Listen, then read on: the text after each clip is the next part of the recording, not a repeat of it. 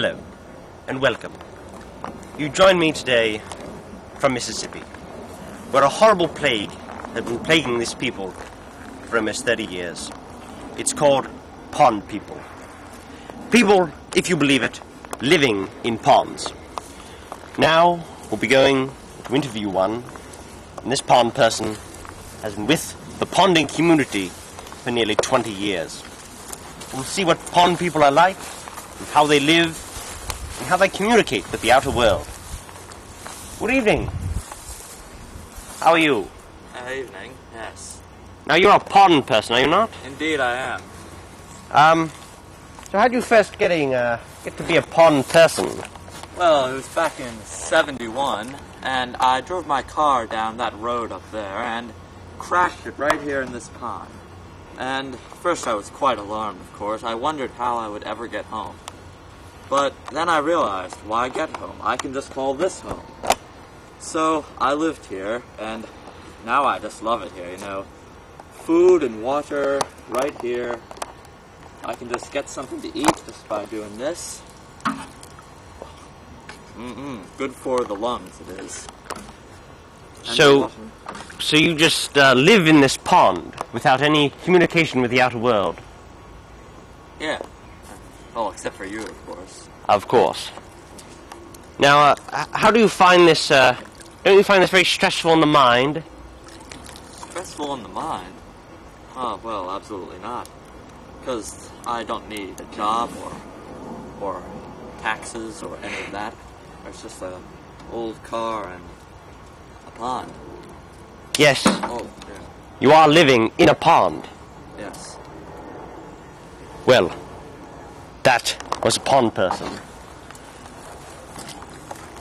They might be simple in mind and in texture and everything, but truly, they have a world of their own. Pond people. Now, we'll be taking you to a professional who's been studying pond people for as long as pond people have been around.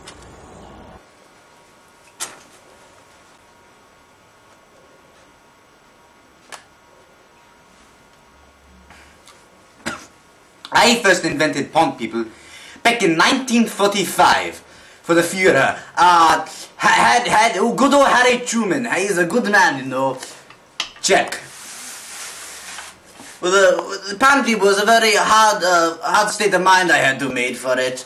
I first locked myself inside the room and listened to "She Loves You, Yeah, Yeah, Yeah" about 45 times. And ever since then, I was here trying to find another solution to the pond people problem. We come to you now from the oldest pond person in Mississippi. He's been here for 36 years. What is your experience in pond people?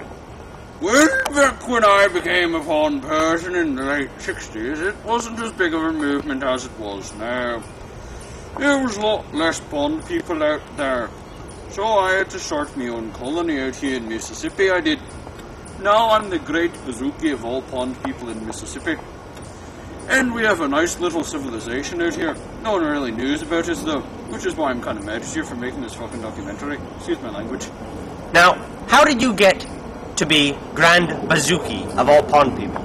Well, I killed everyone else, I did. Now, there are laws that say you cannot kill other pond people. You yourself wrote them. Yes, after I killed all of them. You can see that pond people, it's a very difficult life. Killing one another, it's so barbarous that who would ever think of joining them? Tell me, do you get other pond people to join you? Yes, I do actually. We've been growing in numbers. Most of them don't know the history, so they just joined thinking that we're some weird hippie sect that likes to live out in the woods. But we're an anarchist society bent on world demolition.